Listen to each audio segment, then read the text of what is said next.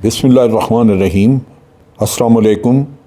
आप देख रहे हैं डीडीपी एनालिटिका।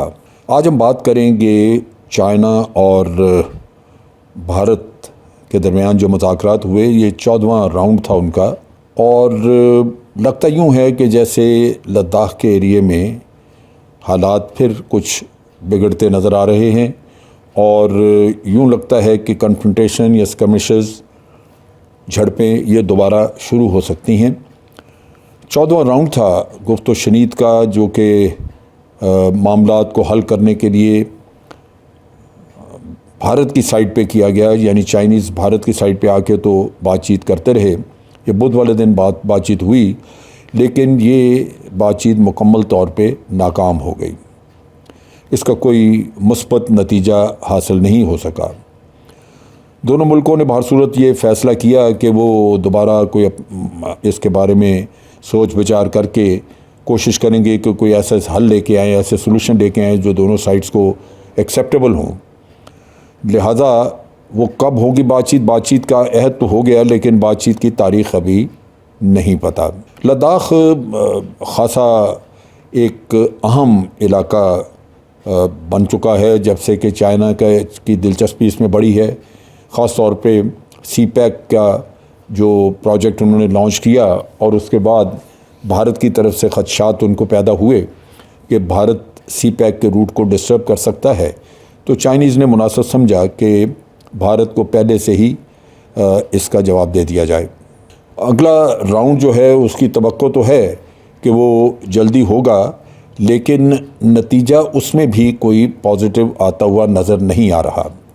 इंडियन साइड जो है वो मुकम्मल तौर पे नाकाम हो गई। वो ग़ालिबन PLA को इस चीज़ पे कायल नहीं कर सकी कि डिसएंगेजमेंट गोगरा हॉट स्प्रिंग वगैरह के इलाके से या कोंकाला एरिया जो है वहाँ से किसी तरह डिसएंगेजमेंट हो जाए, अफवाज जो हैं वो दोनों एक दूसरे से पीछे हट जाएं। ये काम नहीं हो सका। और इसी तरह पेट्रोलिंग राइट्स का मसला है कि डेप्सेंग बल्ज में और दौलत बेग ओल्डी का जो सेक्टर है वहाँ पे, या चार्डिंग नला है वहाँ नला जंक्शन के करीब, यहाँ पे दमचौक सेक्टर वगैरह में यहाँ पेट्रोलिंग राइट्स का भी मसला है जो कि हल नहीं हो सका। फिर बाहर सूरत दोनों, ख़ास तौर पे भारत अपनी आवाम की सेटिस्फेक्शन के लिए, उनको ये बताने के लिए कि मामला ठीक हैं, वो बातचीत करते हुए ये कहते हैं कि जनाब बड़े कंस्ट्रक्टिव माहौल में बातचीत हुई और बातचीत आइंदा भी जारी रहेगी। लेकिन फैक्ट ये है, हकीकत ये है कि कोई उसका पॉजिटिव रिज़ल्ट नहीं निकला।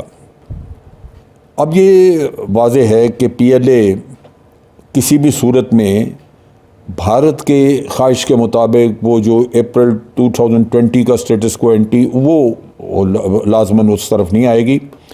और गोगरा हॉट स्प्रिंग एरिया जो हैं या जो डेप्सिंग बल्ज और CNG इशू है, इनको जहाँ पेट्रोलिंग राइट्स का, इनको रिजॉल्व करे। मेरा नहीं ख्याल कि ये इस तरफ अब PLA तवज्जो देगी। इसमें सबसे जो इम्पोर्टेंट चीज़ जो डेवलपमेंट हुई, जिसकी वजह से यूँ लगता है कि अब मामलात भारत की ख्वाहिश के मुताबिक ख़त्म नहीं हो सकेंगे, वो ये है कि PLA ने पेंगोंग लेक जो है उसके ऊपर पुल एक बनाना शुरू कर दिया। और लाजमी बात है कि पुल एक परमानेंट स्ट्रक्चर है। अगर कहीं वो इस तरह का उनका इरादा होता कि वो ये जगह छोड़ देंगे तो पुल तो ना बनाए जाते। अब पुल बनाने का अमल जो शुरू है उसके नेचुरली उनके अपने फ़वायद हैं उनके लिए। ये सिरिजैप कॉम्प्लेक्स, जो ईस्ट ऑफ सिरिजैप कॉम्प्लेक्स है, उसमें बहुत जल्दी डिप्लॉयमेंट अगर करनी हो तो उसके लिए, या अक्साई चीन के इलाके में अगर मिलिट्राइजेशन जल्दी करनी हो तो उसके लिए ये पुल जो है बहुत अहम रोल अदा कर सकता है। लिहाजा PLA की एक इंटेंशन वाज़े तौर पे, उनकी एक नीयत वाज़े तौर पे नज़र आ रही है कि ये पुल वो क्यों बना रहे हैं। PLA ने एक नया बॉर्डर लॉ भी अपना बनाया और उसमें अब बड़ी मिलिट्री और टेक्नोलॉजिकल और मिलिट्री अपग्रेडेशन वगैरह की उन्होंने इस इलाके में। और जो unresolved line of actual control है उसका 3488 किलोमीटर का जो इलाका है उसको वो परमानेंट लाइन ऑफ कंट्रोल में, लाइन ऑफ एक्चुअल कंट्रोल की बजाय लाइन ऑफ कंट्रोल बनाने का उन्होंने गालिबन फ़ैसला किया है। और दोनों आर्मीज़ जो हैं वो इस वक्त एक दूसरे के सामने एक स्टैंड ऑफ की शक्ल में लद्दाख में मौजूद हैं, और लगता ये है कि हॉस्टिलिटीज़ जो हैं वो दोबारा शुरू हो सकती हैं। ये चाइनीज़ का भारत कहता है कि चाइनीज़ ने ये यूनिलेटरली खुद ही फैसला कर लिया और इसको लाइन ऑफ एक्चुअल कंट्रोल का स्टेटस जो है वो चेंज करना उन्होंने शुरू कर दिया। और जो 1959 का कार्टोग्राफिकल जो इनकी लाइन थी जिसको भारत ने रिजेक्ट किया हुआ था, चाइनीज़ ने दोबारा उसको इम्पोज कर दिया है। लिहाजा जो मई 2020 में जो उन्होंने एक्शन किए थे वो लाजमन एक सोची समझी प्लान के तहत थे, जो आज इमर्ज होती हुई सामने आती हुई नज़र आ रही है। चाइनीज़ ने ये एक्शन क्यों किया? मैंने जैसे पहले कहा कि एक तरफ तो वो सीपैक उनका प्रोजेक्ट था जो गुजर रहा है, दूसरी तरफ ये है कि दौलत बेग ओल्डी को हम इंडियन जो है ये एक बड़ी कंटोनमेंट की तरफ कन्वर्ट कर रहे थे, बना रहे थे, जिससे नज़र आ रहा था कि इंडिया एक बदनीयती के तहत ये काम कर रहा है और किसी स्टेज के ऊपर वो ऐसी गड़बड़ करेंगे कि सीपैक को थ्रेट होगी। लिहाजा गलवान वैली में जो एरिया कैप्चर किया चाइनीज़ ने, वो डायरेक्टली उन्होंने दौलत बेग ओल्डी को एक तरह से कट कर दिया, और जिस वक्त चाहें वो कट कर सकते हैं। सो दौलत बेग ओल्डी की वो अहमियत जो किसी वक्त पे थी वो शायद उतनी नहीं रही। लेकिन इसके साथ साथ सबसे जो इम्पॉर्टेंट चीज़, जो सबसे ज़्यादा गलत काम इंडिया ने किया, वो ये था यूनिलैटरल एक्शन मोदी का। इन्होंने नक्शे भी इशू कर दिए, यानी लद्दाख को इन्होंने यूनियन टेरिटरी डिक्लेयर कर दिया जबकि वो एक डिस्प्यूटेड एरिया था। इसी तरह कश्मीर को इन्होंने यूनियन टेरिटरी डिक्लेयर कर दिया। नेचुरली पाकिस्तान भी उस पर आज मुतालबा कर रहा है कि जनाब बातचीत अगर करनी है भारत ने, या भारत के साथ कभी बातचीत होगी तो वो उसी सूरत में होगी जब भारत उस यूनियन टेरिटरी वाले स्टेटस को ख़त्म करके वापस अपने उसी पोजीशन पे जाएगा जहां आर्टिकल 370 कश्मीर में लागू किया होगा। तो ये वो चीज़ है जो कि चाइनीज़ ने भी भांपी। नतीजा ये कि चाइनीज़ ने भारत के इस अहमकाना कदम जो कि मोदी ने लिया, मोदी को खुदा जाने ये उसकी समझ से बालातर थी चीज़ कि एक ताकतवर मुल्क है आपके पास, उसके सामने ये खिलवाड़ कर रहे हैं, नेचुरली वो आपको नहीं छोड़ेगा। तो उन्होंने इनको डिफेंसिव पे डाल दिया और ये एरिया जो है उन्होंने अपने कब्ज़े में ले लिया। अब चूँकि दोनों साइड्स ने फुली अपनी फोर्सेस वगैरह डिप्लॉय की हुई हैं, तकरीबन को 3 डिवीजन्स भारत लेके उधर आ गया है और ट्रुप फंस गए हैं। इसकी वजह से मौसमी हालात भी वहाँ पे ऐसे नहीं हैं कि इतनी बड़ी फ़ौज को वहाँ रखा जाए। नतीजतन कैजुअल्टीज़ भी हो रही हैं, बहुत ज़्यादा कैजुअल्टीज़ हो रही हैं, ख़र्च अखराजात बहुत ज़्यादा आ रहे हैं। आपने ट्रुप्स डिप्लॉय किए हैं, मिसाइल डिप्लॉय वहाँ पे किए हैं, रॉकेट्स, आर्टिलरी, और समझो कि एयरफोर्स को भी ला के तो वहाँ पे एक फॉरवर्ड एयर बेस बना के वहाँ पे रखा है।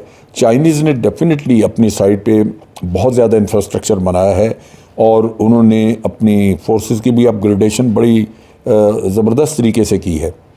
लेकिन सोचने की बात यह है कि क्या इंडिया मुकाबला कर सकता है? इंडिया का वो मिलिट्री मसल है ही नहीं जिसके ज़रिए वो चाइना को ताकत के ज़रिए, यानी अपने ज़ोरे बज़ोरे ताकत वो उनको वहाँ से निकाल सके या डी एस्केलेशन उनसे करवा सके। ये है नहीं, ये हो नहीं सकेगा।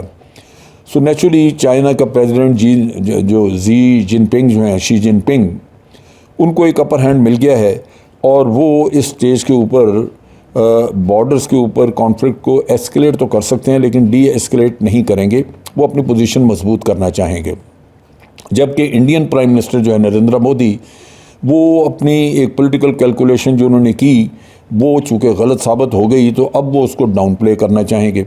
डाउन प्ले करने से मतलब ये है कि चाइनीज़ एग्रेशन को वो बहुत प्रोनाउंस नहीं करेंगे और ये बातचीत वाला किस्सा जारी रखेंगे। एक इम्प्रेशन अपनी कौम को देते रहेंगे कि मामलात रिज़ॉल्व हम कर रहे हैं, कोशिश कर रहे हैं, हो जाएंगे रिज़ॉल्व। ये इनकी गालिबन इनकी सोच होगी। डिसएंगेजमेंट जो है वो इससे आगे मज़ीद होती नज़र नहीं आ रही।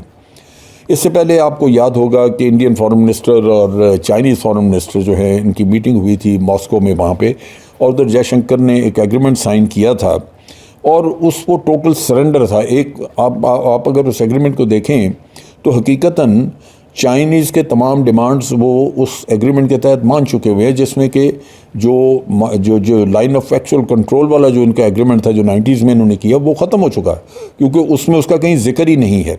तो इस लिहाज से मैं समझता हूँ कि भारत अपने कार्ड जो है वो खेल चुका है, और जो सिचुएशन अब डेवलप हो रही है, जहाँ ब्रिज बन रहा है, चाइनीज़ ने पीछे अपनी परमानेंट सेटलमेंट वगैरह बना ली हैं, भारत कहता है कि जनाब ये ब्रिज हमारे इलाके में बन रहा है, सेटलमेंट भी हमारे इलाके में बनाई हैं। चाइनीज़ के फॉरेन ऑफिस के स्पोक्स पर्सन ने बिल्कुल वाज़े कहा, उन्होंने कहा कि ख़बरदार इसका नाम ना लेना, ये टेरिटरी हमारी टेरिटरी, और हम अपनी टेरिटरी पे जो कुछ कर रहे हैं अपनी टेरिटरी पे कर रहे हैं। अब सिचुएशन, पॉलिटिकल सिचुएशन ये है कि इंडिया में यूपी में इलेक्शन होने वाले हैं, और मोदी कभी भी चाइनीज़ की इस इंटरेस्ट का नाम नहीं लेगा। ये खामोशी से अपना वक्त गुजारना चाहेंगे ताकि मोदी यूपी के इलेक्शंस किसी तरह जीत सके, यानी बीजेपी जो है वो इलेक्शन जीत सके। उसके बाद ये है कि अगर वहाँ पे कोई अवाम में कोई इसकी वजह से कोई बेचैनी हुई या कहीं ख़बरें बाहर हुई, लीक हुई, तो उससे पता चला कि चाइनीज़ के सामने इंडिया बेबस हो गया है, तो फिर हो सकता है कि पाकिस्तान के ख़िलाफ़ कोई फॉल्स फ्लैग ऑपरेशन करके बहाना ढूंढें और कोशिश करें कि अपने अवाम को, क्योंकि उनकी नफ्सियात, हिंदू वोटर की नफ्सियात पाकिस्तान दुश्मनी पे, पाकिस्तान के ख़िलाफ़ नफ़रत पे मबनी हैं, वो बड़ी जल्दी उनको बेवकूफ़ बनाना कोई इतना बड़ा मसला नहीं है मोदी के लिए। एक फॉल्स फ्लैग ऑपरेशन करें और उसके बाद पाकिस्तान के साथ ठाठोस शुरू कर दें, तो नतीजतन उनके अवाम जो है वो मुतमईन हो जाएंगे। चाइनीज़ क्या ले गए उनसे, इसकी मेरा नहीं ख्याल कि कोई किसी को होश होगी। तो अब सूरत हाल आगे मज़ीद बिगड़ती नज़र आ रही है, जो कि किसी वक्त में ख्याल था कि संवर जाएगी, बेहतर हो जाएगी, वो नहीं होगी। और चाइनीज़ ने जिस तरह की डेवलपमेंट्स की हैं, उससे उनकी इंटेंशंस बिल्कुल वाज़े नज़र आती हैं कि वो अब भारत को कोई भी मज़ीद कंसेशन देने के लिए तैयार नहीं हैं। लिहाजा इन सब को अब तैयार रहना चाहिए, या मेंटली प्रिपेयर्ड रहना चाहिए कि जो सिचुएशन डेवलप हो गई है उससे किसी न किसी तरह रिकंसाइल कर लिया जाए। आज के लिए इतना ही। अफ़वाज पाकिस्तान जिंदाबाद, पाकिस्तान पाइंदाबाद।